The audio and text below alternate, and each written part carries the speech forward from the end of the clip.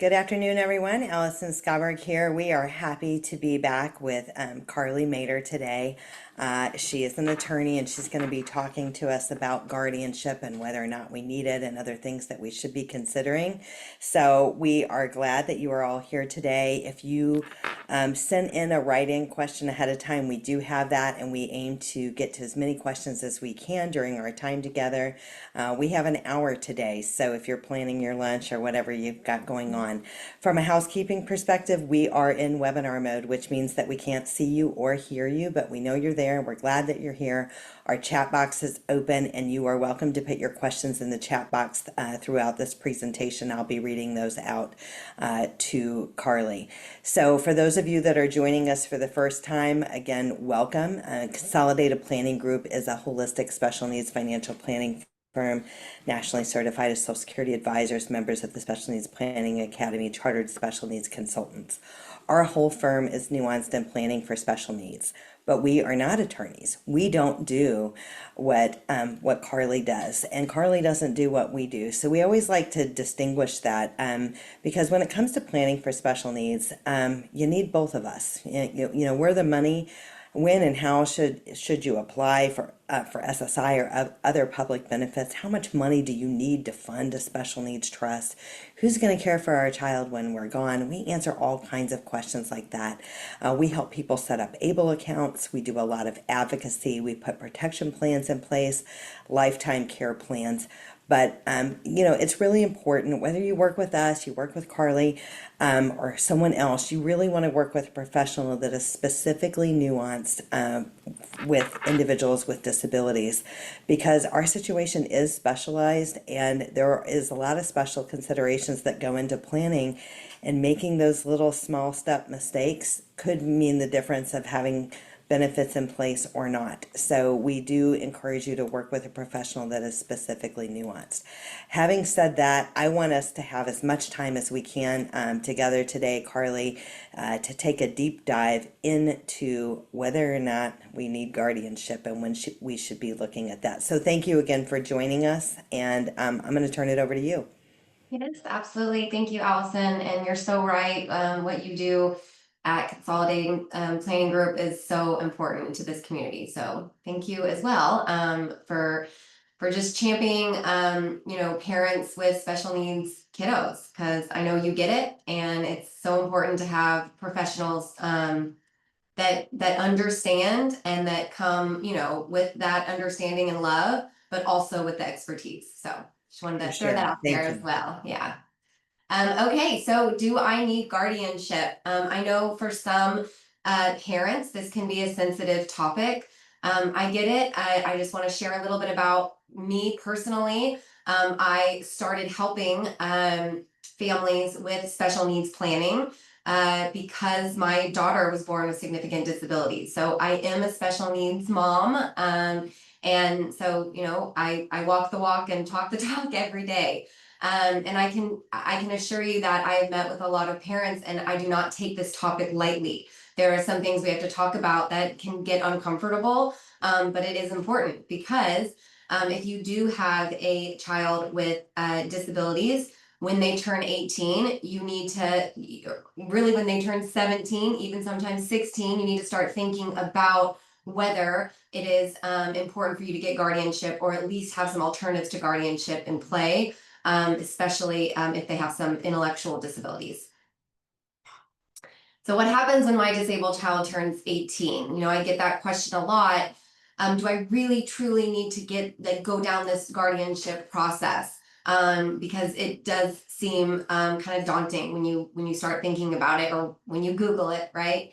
But just wanted to get some background information about Texas law. When a person turns 18 in Texas, they become legal adult. And what does that mean? It means that they legally are able to decide for themselves. So that's anything from what they do with their money, if there's money in their bank account, to what they do with, medical consent. You as a parent no longer have kind of the trump card, or the no or the yes capability to say, yes, they need this medical treatment done, or no, you cannot spend all your money on that Ferrari, or whatever they want. So that, that is something that parents don't realize when their child turns 18 is they no longer have access to like their medical records unless your child grants you that right. Same with their bank accounts, unless that child grants you that right. You can go on to the next slide. Okay, so when we go through the guardianship process and when I talk to clients who are kind of on the fence and they want to know more about it, we go through a lot of questions about, does my child need guardianship or could alternatives to guardianship work? So those are the three topics we're going to go through today. Helpful questions to ask. So a lot of the times when I first do an intake or kind of a consultation meeting with clients, I go through some of these questions because I do have a lot of clients who let me be clear, my clients are the parents of a disabled child, usually wanting to get guardianship of that child at 18. And the child's probably 17, or maybe they're 18 or 19, and certain alternatives to guardianship are no longer working. But if they do, need to go down the guardianship process route, these are some helpful questions to ask about your child. Because honestly, you know your child the best. So, you can determine whether they're able to do certain things. I will say that during the guardianship process, if you absolutely know my child needs guardianship, you kind of have to switch your mindset. I mean, as special needs parents, we're so used to advocating for and saying everything that our child can do, right? They can do this. I promise they can do this. And, and we're so used to saying that. Well, with guardianship, you kind of have to change your mind frame a little bit and say, no, they actually can't do certain of these things, right? They can't act like a full functioning adult and handle all of these heavy things due to some intellectual or even physical disabilities. So a couple big questions. Does my child need help with handling money? We go through that a lot with parents. Yes, you can stay on their bank account and you can continue to help them. But would they get into something or be taken advantage of as far as financially, right? Would they be asked to pay for various things, and would they understand or know that that's not smart money like decision making? So we go through that about handling money. We also go through the power of attorney documents, which I'll get into later. Would they actually be able to understand what they're signing? Because you do have to have some type of contractual capacity, some knowledge of what those documents are before you just kind of tell your kid to sign it, right? So if they could understand those powers they're granting, and we'll go over that more, then that's then you're looking at the alternatives to guardianship route. Can my child safely live alone? That's a big one. When they're 18, 19, 20, 21, if they wanted independence and wanted to go live alone, could they make that decision and safely do that, right? Or do you feel like, especially those first 5 years, is that something that the parent still needs to control and make decisions on from a legal perspective? Driving is a big one. Can my child ever learn to drive? Due to their physical and intellectual disabilities, would they be able to go get a license and pass that test? Or should I kind of withhold that right? Same with voting in a public election. We go through that. Would they be able to understand that? And this is probably the biggest one where I see clients either coming back to me, after a few years and saying, okay, I do need to start this guardianship process because their child refuses to consent to certain medical treatment, whether that's dentist work, whether that's a surgery that they know they need, whether that's, eye surgery or whatever under the sun, right? About medical consent, because a lot of doctors refuse to talk to the parents about those important medical decisions because they're afraid that they're going to be held liable if they do something that 18-year-old or 19-year-old 20-year-old truly doesn't want. It's up to them to consent to that medical treatment. And then another question is about marriage. Marriage, would an 18, 19, 20-year-old who really wants to be married, would they understand kind of the heaviness of what marriage could bring, right? Or would they just jump in because they're, acting on emotion? Do they understand that it is, marriage is a contract, right? And it's hard to get out of sometimes. Also, they may lose some public benefits if they get married. And I can talk about that a little bit later as well if you have more questions on that. You can go to So the next slide. I Yeah. did want to just ask, because that was one of the questions, one of the write-in questions that we had. Can rights such as voting and marriage be written into the guardianship agreement in Texas? I know like a full guardianship takes away those rights. Mhm. Does is it possible to preserve those rights in a partial guardianship? Yes, absolutely. Thanks for the question. I have been successful with terminating the right to marry and the right to drive a car, but then keeping the right to vote in a presidential election. The judge agreed that that child was able to understand and showed an interest in voting.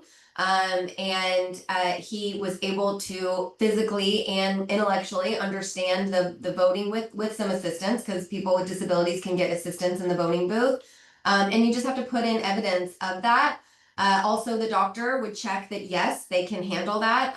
And I'll get into that doctor certificate in a minute. But if the doctor agrees and I can put forth evidence based on what the parents, give me, or if their son or daughter want to testify during the hearing about their interest in voting, that's another thing the judge would look at. And I've been successful at absolutely retaining the right to vote. Same with even handling money. I've had clients where instead of revoking all right to handle their own money, they were able to handle, maybe one bank account up to $5,000 or up to $1,000. Whatever we can put forth at the hearing, we can absolutely retain some of those rights. So marriage, yes. Again, if your child, would make a good decision, about marriage and has talked to you about wanting to get married, you can, retain that right. You just have to be careful, right? If you're saying that, they're partially incapacitated and they should retain most of the rights, then why aren't we going the alternatives to guardianship route, right? So I would say it would be hard to retain all of the rights because then you're looking at alternatives to guardianship. But definitely certain rights like marriage and voting, because that was the question. You could absolutely retain that right, or the child could retain that right once they're an adult.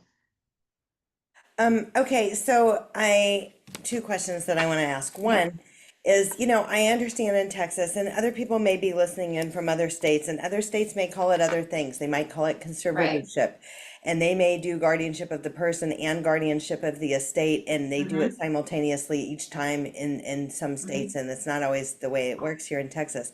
But in Texas, it's the least restrictive, most appropriate Mm-hmm. for the ward, and that could go a mile long in either direction, as far as Right. what is quote unquote appropriate. But some of the things that I've seen more recently is where a person doesn't have capacity, which I know you're about to talk about, Yeah. and then they have power of attorney and a supported decision-making agreement, but the person really never had capacity to begin with, so it was probably the wrong door, perhaps, Yeah.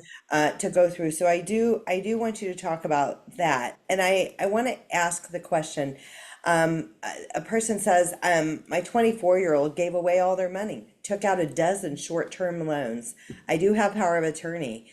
Can I freeze their credit, or is this an example of something where maybe there needs to be guardianship of the estate if there's significant money involved, or how would she go about fixing this?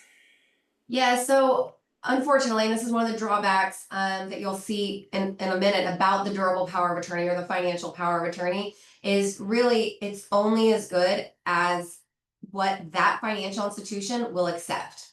So, I mean, yes, you could say, well, my child granted me the power to freeze his accounts, to handle all banking. Look, I have power of attorney. He granted me this power. I need to do this to protect him. Can the bank, based on their policy, say, no, I'm sorry, that's not, based on our policy, excuse me, you are not allowed to freeze his account? Yes, a bank can do that. Could you fight it? Could you try to go through the court process and fight that bank? Yes, but you're going to spend a lot of money trying to do that, and it probably wouldn't be worth it. So if you're consistently seeing that, where the bank's not stopping, the bank's not allowing the durable power of attorney to stop it, then you probably are looking at the guardianship of the estate at the very minimum route, so that you can handle that money and he's not being taken advantage of or not understanding, right, what some of those loans mean, and that it could really just deplete his entire, well, ruin his credit and deplete his entire bank account. So that's probably what I would advise in that situation. I hope I Yeah, answered that that's question. really, really good advice there. And a lot of, and I think sometimes it's a slippery slope. If you've got somebody on the spectrum or if they have mental health issues, maybe they don't have an intellectual disability and they have some Right. capacity, but they have zero capacity on money. Yeah. So I mean, and I always say that you don't have to know what you need when you go and sit down and have an initial consultation with an attorney, because you Absolutely. guys are going to learn more about the individual, you're going to meet with the individual, you're going to learn more about their capacity and guide them to their options that are most appropriate for their loved ones. So I think sometimes people feel afraid. It's kind of a daunting task. It's a little scary, the idea of taking rights away from somebody we love. Mhm. All of those things are tough. And then some people avoid guardianship altogether, even though their child needs guardianship, because their kid is violent and they're afraid that if the child is under guardianship and they do something crazy or they hurt somebody, that they're going to be held responsible for that. So, can you address that as well, please? Yeah, I mean, it depends on what, the crime would be. But no, I mean, a guardian, right? I mean, if the guardian was negligent and, didn't keep them in a safe environment, and then, he or she ran out and did something violent, would they look at the guardian and would they look at, how, he or she is living? Absolutely, they would look at that, make sure that, there was, some uh, protections in place to avoid that from happening.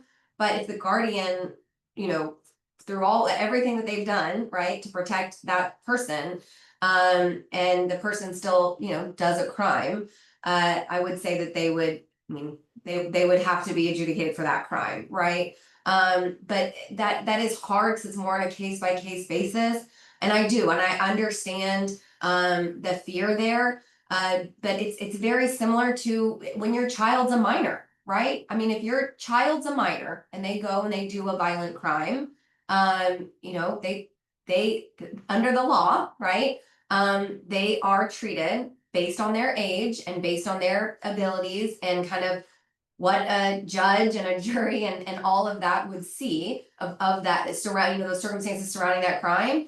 And they would still be in trouble based on their age. But we've seen it all the time. I mean, kids going and doing something crazy at school, right? They still are punished, even though they're a minor, even though that legally they have parents that are their guardian. So it's almost the same thing. It's like extending that guardianship just for an adult. So there's not a huge difference. Yes, it's a different court, and it's a different process to get those guardianship rights.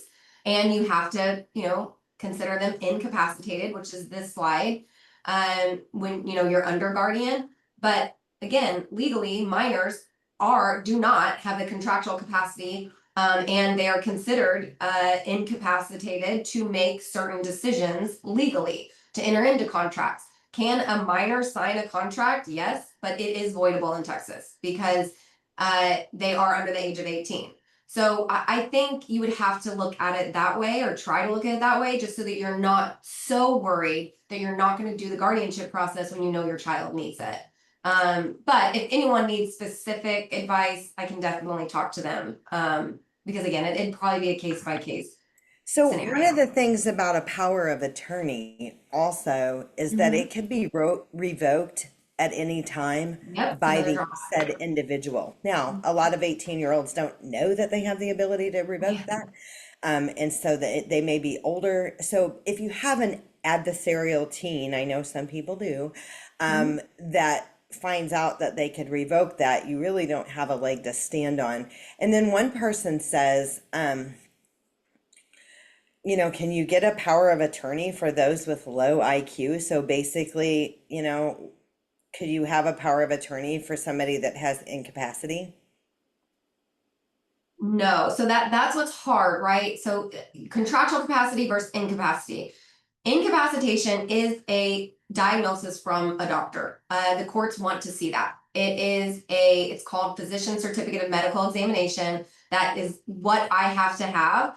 It's almost, it's the key evidence that a court wants to see. It's almost the most, I was about to say, it's almost the most important thing in a guardianship proceeding, because a doctor needs to determine that your newly adult or about to be adult is incapacitated under the law. So incapacitated person is an adult and due to a physical or mental condition is substantially unable to provide food, clothing, or shelter for himself, to care for himself, or to manage his own financial affairs, again, physical health as well.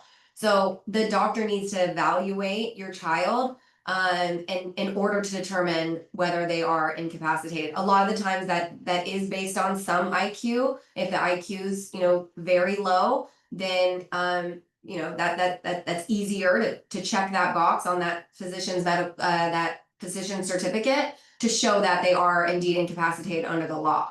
Now, contractual capacity is all you need for power of attorney documents. So to answer your question, Allison, it is a little different because a child with a low IQ but can understand what they're signing, can understand that they're granting their parents certain rights, can sign their name, that is contractual capacity. And honestly, it is pretty subjective based on, the documents they're signing. I mean, can a notary a notary public just notarize a document, even if the child, just kind of stamps their name or is kind of forced to sign it? Yes, they can. Would it be legal? Yes. If a bank accepts it or a doctor accepts it. But again, if they saw the child and tried to talk with them and believe that truly they did not have the contractual capacity to enter into one of these agreements and to understand what they were doing, could it possibly be revoked under the law or not work? Yes, it could. So if a doctor feels like your child is incapacitated, right? And then you present them, with these documents, a HIPAA or something that, your child has signed, they may not accept your consent or your child's consent to access their medical records. And what I also I also think that that's important in crisis as well, to get this right on the front end and not wait till there's some kind of crisis right. and then you've got a physician saying, no, our attorneys are going to require a court order. Thank you very much. And you guys have got time is not on your side from a health perspective of your loved one. That could be problematic. And I've actually seen this unfold. So I really think it's really important to get it right. And I also feel like in our special needs circles that we run in, there are some people that are going to say they're just like anti-guardianship, and pro supported decision making agreement and power of attorney, and all of these options are good. But Yeah. I think the key in all of it, Carly, is what is most appropriate for your loved one, and Mhm. what might be appropriate for a friend of yours might not at all be appropriate for your child. And I think that's the careful consideration and why you truly want to work with a professional. That said, we had a question. Mhm. Legally, am I allowed in Texas to apply for guardianship myself using ChatGPT? That's a good question. My first, instinct is no, only because ChatGPT would probably spit out some basic type documents that you need to file. But you have to file a lot with the court. It can take up to 6 months. And there's a lot of time sensitive filings, and you do have to go to a hearing. So, can you represent yourself? Yes. Is it a good idea to do that, to go that route? No. I strongly discourage that Me too. because I it mean, I feel like you can do DIY projects on a lot of things, Carly, but when it comes to your legal documents, your wills, your special needs trust, guardianship, things that matter so much, I think that you should truly work with a professional. Again, it doesn't matter if you work with Carly or who you work with, but you really need to work with a professional and do DIY stuff on other things that there's not so much at stake. exactly. So I important. mean, yeah, it's like saying, I broke my arm. Could I just, chat GPT that and do my own makeshift cast? Well, yeah, you could. I mean, you could try that, but your arm might suffer later on, truly. So I kind of think of it that way. Definitely try to go professional route, because this is what I do daily, and I understand the court system. And I understand the time sensitive documents that have to be filed. And I don't like delays. And if you represent yourself, you're going to probably experience a lot of delays in court. A lot of pushing around. The other, so me being the financial thing, we always like to talk about the average cost of guardianship. But before you go over that, I just want Yeah. to mention that there are services out there, not that Carly provides that are pro bono, but there are services for the indigent or low income, and you can Google, guardianship services and put in your county, and you'll find the legal aid organization. Disability Rights Texas may be a place that you want to look. All states have the disability rights, so you can check that out.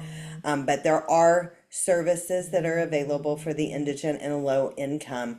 Can you give us an average range of what a non-contested guardianship is? And non-contested means that somebody else isn't contesting your wish for the guardianship. Can just give us a range on that? Yeah, so attorneys that I have spoken to, it would be anywhere from 2,000 to 5,000. That's probably the range to go through the entire guardianship process. If you're looking at a 2,000, if someone charges you 2,000 for guardianship, they're likely adding court costs and expenses later. So they're adding on to that, instead of just a flat fee, because the court filing costs are outrageously expensive. They easily get to 2,000 without any attorney's fees. So that is a downside of guardianship. When I go to kind of those slides, when we start talking about the guardianship process, it is expensive. So start saving up sooner rather than later if you know that your child needs guardianship at 18. But that's the range I've seen. One person asked, can you use the SSI back pay to pay for legal services or financial services for said individual with a disability? I mean, you mean the SSI check that you initially Like deposit? if they got an SSI back pay check, could they use that to for the legal services to set Yeah, up necessary documents? I would agree with that as yeah, well. you I can. would definitely Yeah, agree. Um, yeah. Do you want to go on? yes. One person says medical has really changed, very difficult now for a parent or guardian to get any info and help unless guardianship can't even make an appointment. I mean, there is such things as the healthcare power of attorney, but that doesn't really go into place unless the person is incapacitated. Right. But you can get access. But you're right, it is a lot harder than it Yeah. used to be for sure. No, Look at that absolutely. cutie. She's the Yeah. cutest ever. This is an older picture. She's older now. I don't remember. I think she was probably like 5 in that picture. She's 8 now. But this is Kennedy. This is my daughter. So she was diagnosed with a rare chromosome duplication at birth. So it has caused seizures, developmental and intellectual delay, and low muscle tone autism. So what we did, right, is we looked at other children with her same type of condition. I know that's hard with just if you have one diagnosis of autism spectrum disorder. Obviously, that's a very wide spectrum, right? So it's hard to look at other people with autism and see what they've done. Because I have had clients that went the alternatives to guardianship route. Their son was diagnosed with autism, and then very similar abilities, but maybe little differences here and there. The other parents went the guardianship route. So it is just what Allison said. It is based on your specific family needs and your children's abilities. You know your child best. I always say that. But also look at if your child does have CP or has another diagnosis where you can look at others and they are similarly affected.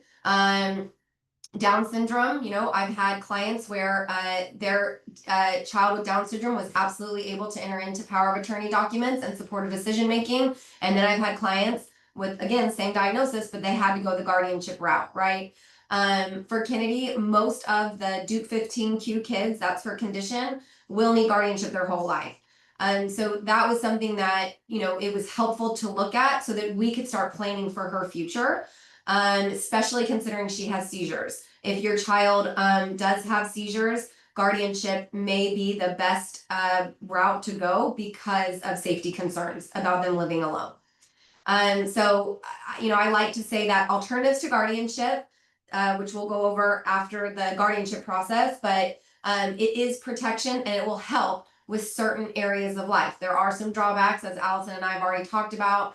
Guardianship is enhanced protection. I try to say that it truly is you saying, wow, my child cannot be considered an adult right now. They truly can't due to some type of disability.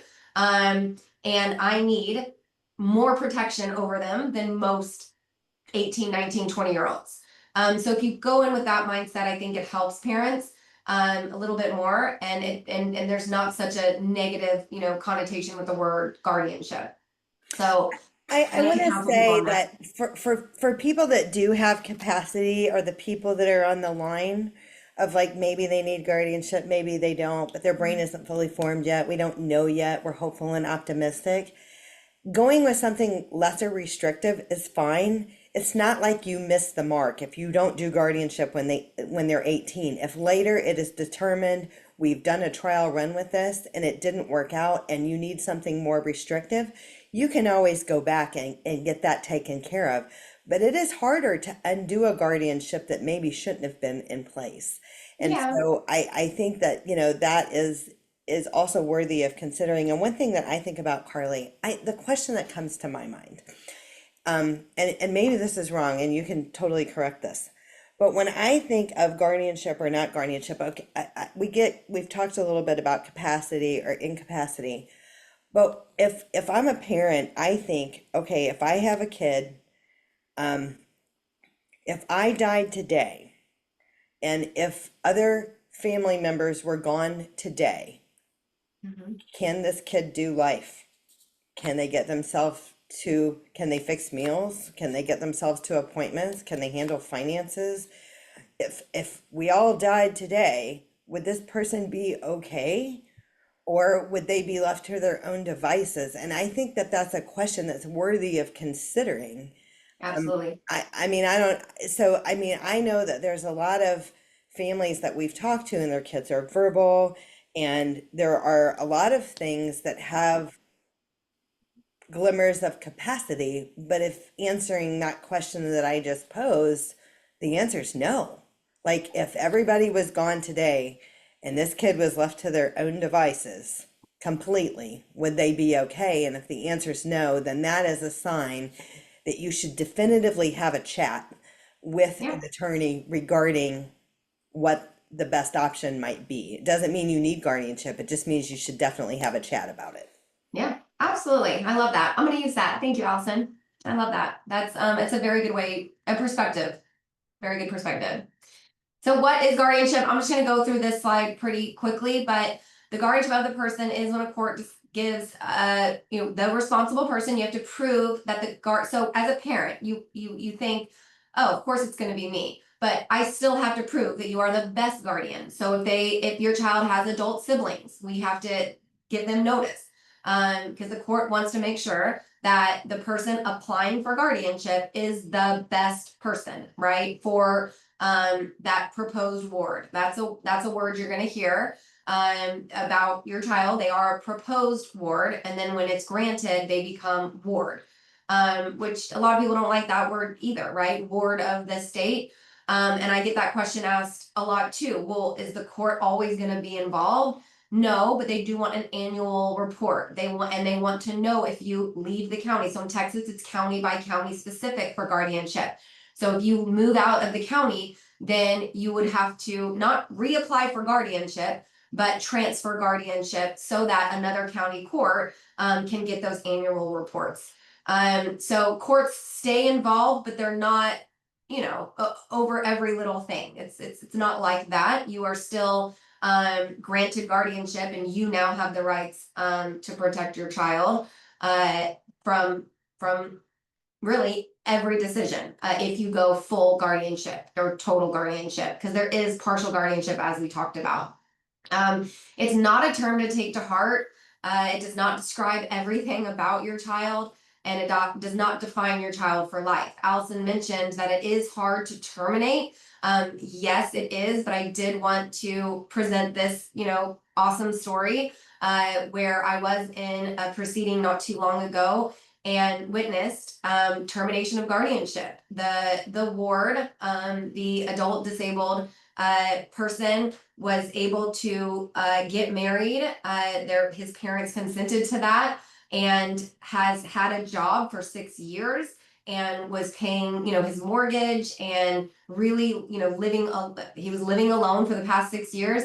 And, the attorney ad litem, which we'll go over that process, but the attorney ad litem and the parent both agreed that he was ready to have the guardianship terminated, and the judge agreed and signed the order, and the guardianship was terminated. So it was just, I got emotional. Like, it was a really cool thing to see. I hadn't witnessed that yet. And it wasn't overly difficult, which I liked. But there is some questions that are asked that was a little shocking, just based on what a guardianship truly means. So when when the attorney was asking the ward at the time, he had to explain that he is able to dress himself, he's able to live alone, he's able to fix his own meals. But because he presented all of that, it was and a doctor also filled out the certificate that said that he is no longer incapacitated. So it was just a really cool success story. So I wanted to share that. What about a person that basically answered no to my question that I posed? Like, if they were Yeah, left to their own devices, would they be okay? If everybody was gone, could they right. handle things? And the answer is no. But when they petitioned the court for guardianship, the guardianship was denied. Do you have any suggestions on that? You mean when so a Basically, parent they petition the applied for court? guardianship and it was denied. If it's denied, it's because honestly, there is some testimony and evidence that is too on the fence. So I've experienced that a little bit where the attorney ad litem, so this is the guardianship process. So I want to be clear that I represent the applicants. So typically it's the parents applying for guardianship over their child. So I am their attorney. I am representing their interests. And then the court appoints attorney ad litem to represent your child's interest, or now, still your child, but they're going to be an adult soon. So that attorney ad litem is representing the proposed ward, and they have to meet with you. They meet with your child. They sometimes go and talk to teachers, or if they're in a school program, they'll go with kind of go and meet some of the teachers and talk with them about what they feel, if guardianship is the right steps. If your child is working, then they may go talk to an employer. So they really do due diligence to make sure that guardianship is the necessary and least restrictive alternative, right? Or sorry, the least restrictive alternatives were not working or wouldn't work. I have not had so far, I have not had guardianship be denied, but I have had attorney ad litems question why this proposed ward was now needing guardianship. And it really came down to the attorney ad litem speaking to the proposed ward and the proposed ward wanting the guardianship. She had been taken advantage of, and we'll just leave it at that. But she was very verbal and knew what guardianship meant, and said that this is something that she knows she needs, and the parents agreed. So that was a good, a good case. But if it is denied, you will need to, go with alternatives to guardianship. And there are other documents that you can put forth, and you just, have to hope that maybe another, another hearing might help later, in a year, or if something came up like medical, right? And your child kept saying no, and it was detrimental, then I would again try to reapply. So someone asked, and I know we got to move on, but someone asked about like naming a successor. Would I do that in the will or in the guardianship? So if I'm the guardian and I die or I become incapacitated, could I have a successor guardian named? And what if that guardian lives in another state? Is that okay? And could I have guardianship of my kid who lives in another state? Yes. And so I'll answer the first question. Definitely put it in your will. There's also a standalone declaration of guardian you can sign. It's not something that the court keeps on record as far as a successor guardian, because honestly, you do have to, I mean, if a guardian dies, then you do have to go back to court. If it's co-guardian, you wouldn't, because if it's two parents having co-guardianship of an adult, that the co-guardian just continues on as the survivor just continues on as the guardian.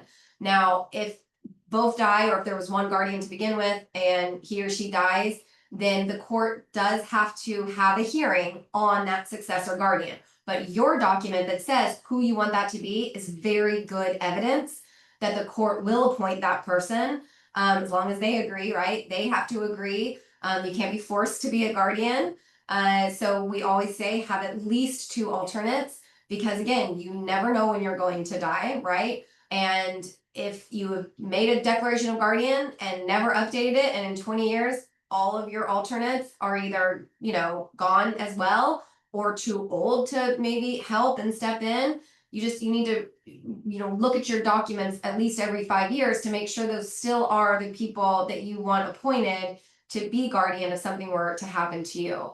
But yeah, a court does have to kind of sign off on that, but that declaration of guardian is very good evidence. So I strongly, strongly encourage you to get that in place. So two questions that come up every time is, in the case of divorce, can divorced parents be co-guardians 50-50? And if one parent is applying for guardianship and the other parent is opposed, does that mean it just doesn't happen? Or what happens in that example? Yeah, that would be contested guardianship. So I have not handled a contested guardianship, but it essentially it would. If two divorced parents are disagreeing on whether guardianship is the route to go, then still a parent who has custody, I guess, at 17, or if they have some orders that extend past 17, or sorry, past 18, the parent that wants guardianship can still apply. But just know that, and this is in the kind of process slide too, I do have to serve the other parent. I have to serve the parent. I have to serve adult siblings, meaning I have to give them notice that a guardianship application has been filed.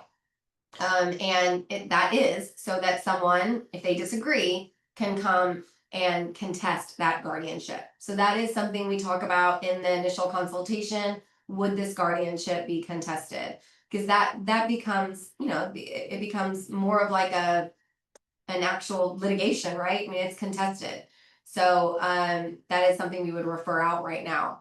Can divorced parents who are on the same page be appointed co-guardians? Absolutely, especially if they're, through, the past 5-10 years, however long they've been divorced, they've been co-parenting, and they can put evidence to that, right? If they were granted 50-50. Now, if one parent was not granted a lot of rights, that's going to be a harder sell to have them co-guardians.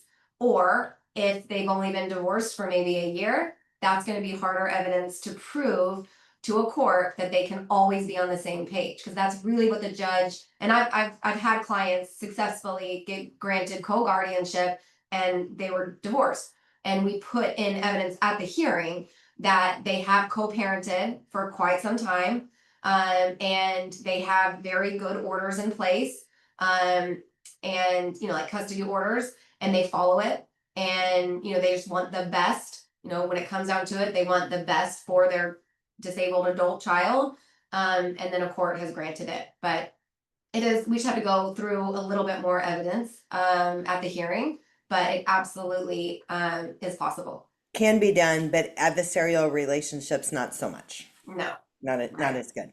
Okay, are we still on this slide, or should we go on to the next No, one? and y'all have the slides, right? They get the slides. This is Everybody's the going to get an email with the slide and a link to the recording. This just kind of shows that there's a lot of steps. There's a lot of steps. It's time sensitive, and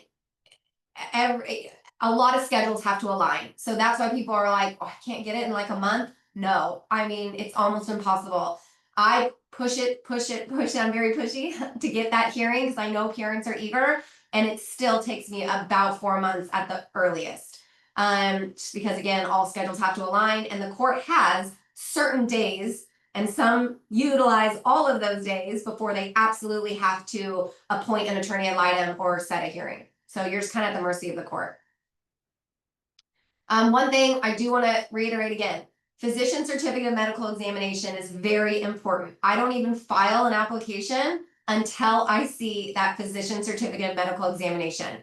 I am happy to get the most updated form. I'm happy to send it to whoever needs it at any time. Reach out to me if you want that exact form, but definitely get that done by a doctor. It has to be an MD. It can be a psychiatrist because they do have a medical degree, but it can't be filled out by like a psychologist or a counselor or someone like that. Licensed clinical social worker is a no-go. Yes. Right. Yeah. And they are determining incapacitation. So you need a doctor that is able to do that and willing to do that. And some of them aren't. So you do need I to just start wanted that to say, since COVID, I've seen more doctors that aren't, and it might not have anything to do with your kid. They may have in their mind. I feel like there might have been a CE program where they told people to caution on signing off on these PMEs or something, because it seemed like went through a phase where a lot of doctors were not signing off on these. Yeah. But I think that the most appropriate person to go to, a lot of our kids see a lot of specialists. Maybe it's a psychiatrist, maybe they have a cardiologist, maybe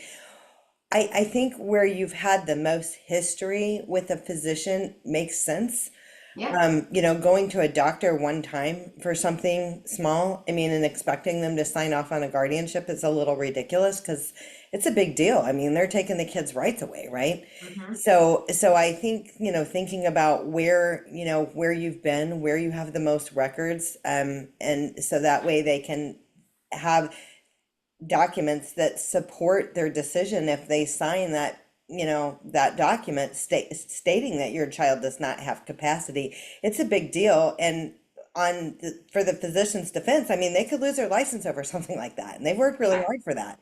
So it kind of goes both ways, but I've seen it be one extreme or the other as well. I know you have too recently. Mm-hmm.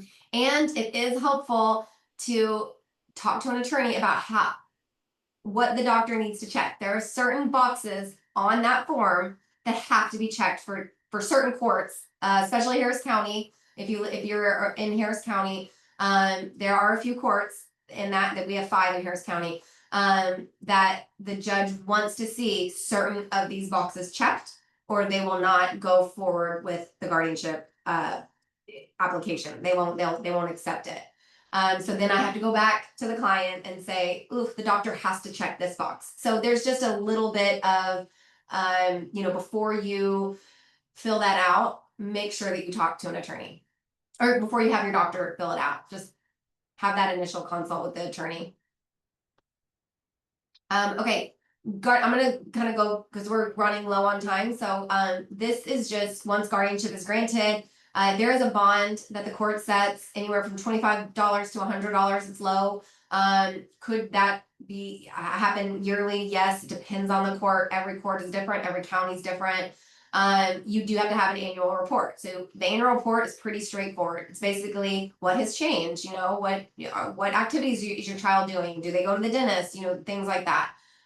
Very easy to fill out and mail in. Unfortunately, there's nothing online anymore yet. I think that hopefully they'll go there.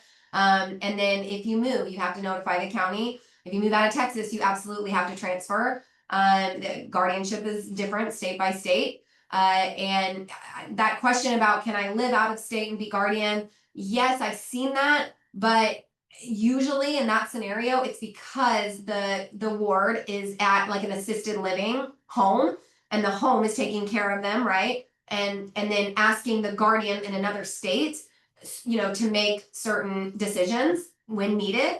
So like medical, whatever. But if they're not in an assisted living home, then it's going to be harder, obviously, to say to a court that you know, you're making sure that they are living safely and all those things. But I have seen it happen because honestly, there was just nobody else. And they didn't want a court appointed guardian. One And you thing can I modify and terminate guardianship.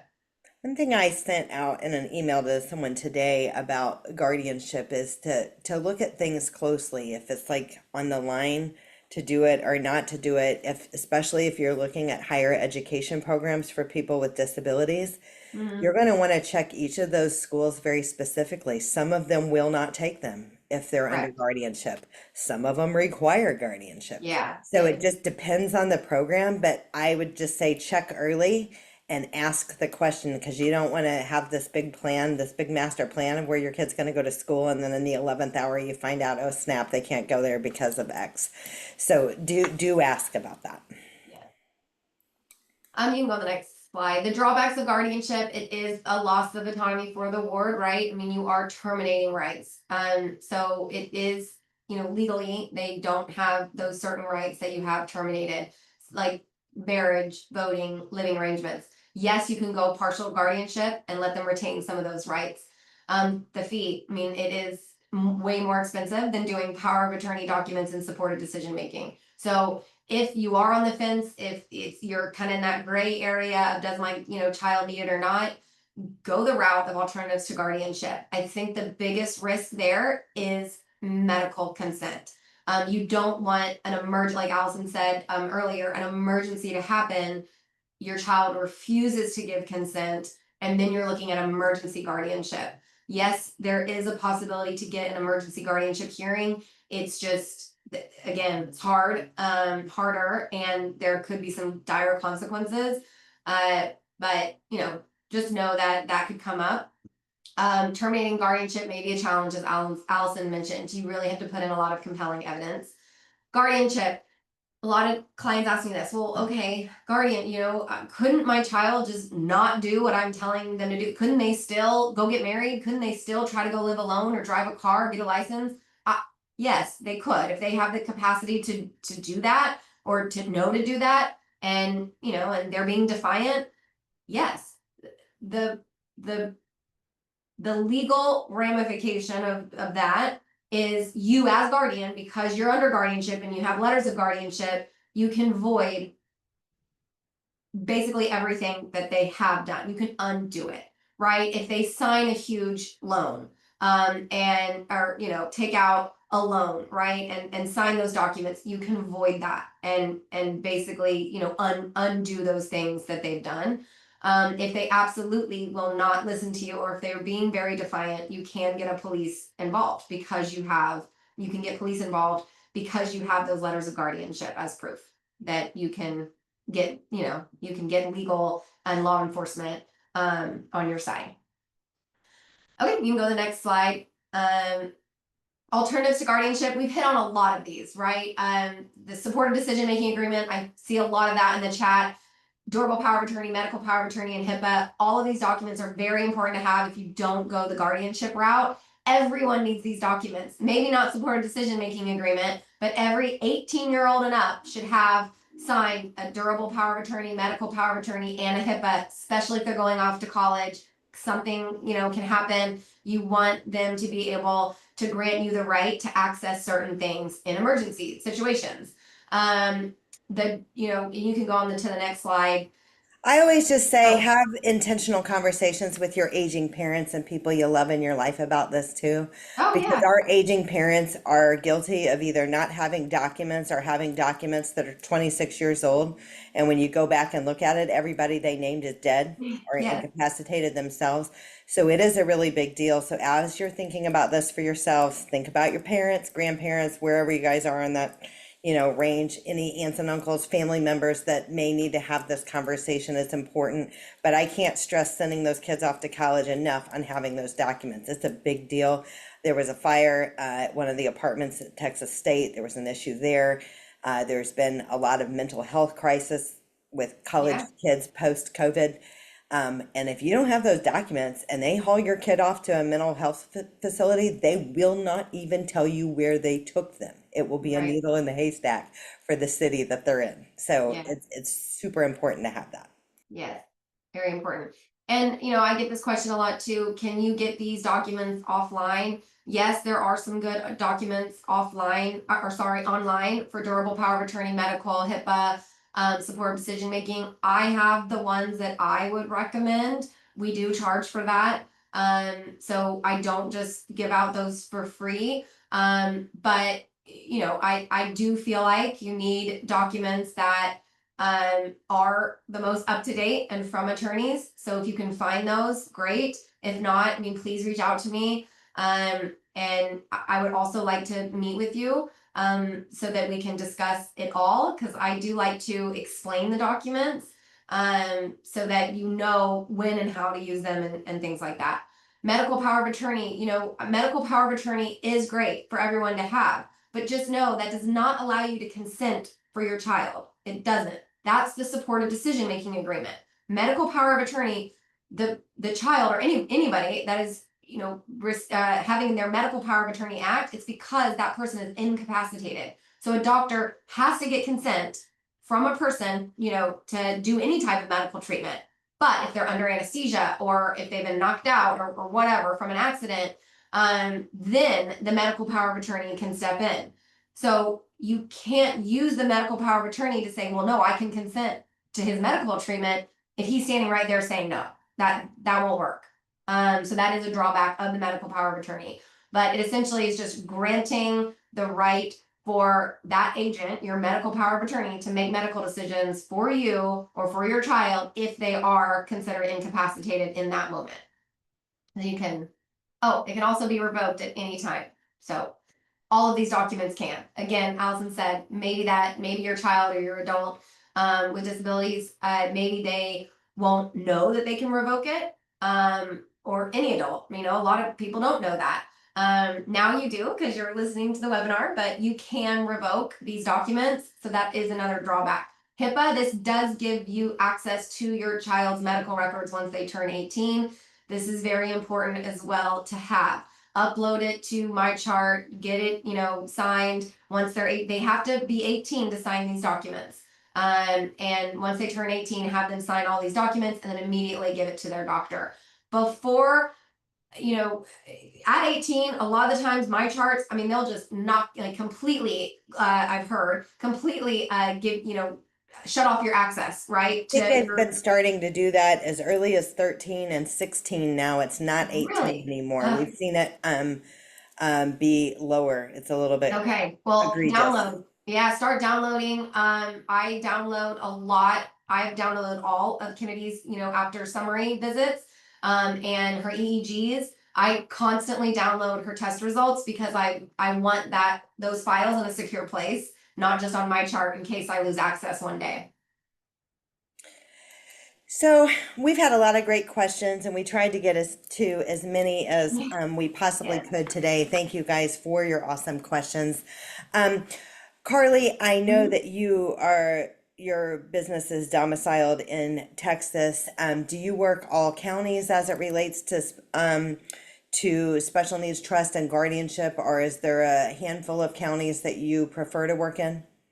No, I mean for guardianship, as long as they do Zoom. And I wanted to mention I am helping pro bono an indigent client. We were able to send in documents to the court and the fees were significantly lowered. Actually, no, I mean free court filings, which is great. So I've been successful at that. If you are just receiving SSI or something like that, they do need proof, but I have helped indigent clients. Just want to throw that out there as well. Awesome. And Consolidated Planning Group, yes, we are also domiciled in Texas, but we actually serve all across the United States. Everybody's going to get a copy of today's slides and a link to the recording. This QR code will take you to our calendar, which you can schedule a free personalized consultation. And I know, Carly, your firm, you guys offer consultations as well. So what I would say is get the professional, get the right people on the bus on your team as it relates to all of these things, whether you work with us or you work with somebody else. Work with somebody that's specifically nuanced as it relates to an individual with disabilities. It truly, truly does matter. There's a lot of things that you can save money on, or you can cut corners on, or you could do it yourself.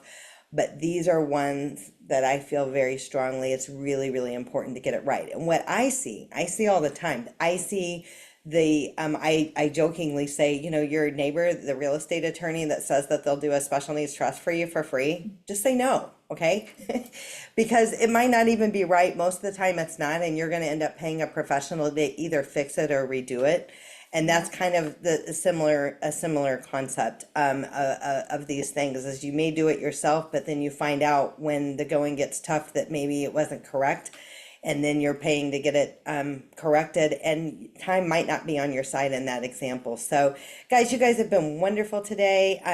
Everything, all of the webinars that Consolidated Planning Group does lives on the Consolidated Planning Group YouTube channel after the fact, which you can subscribe to for free. I think we have over 600 webinars out there. So if you can think of it, we've probably done it.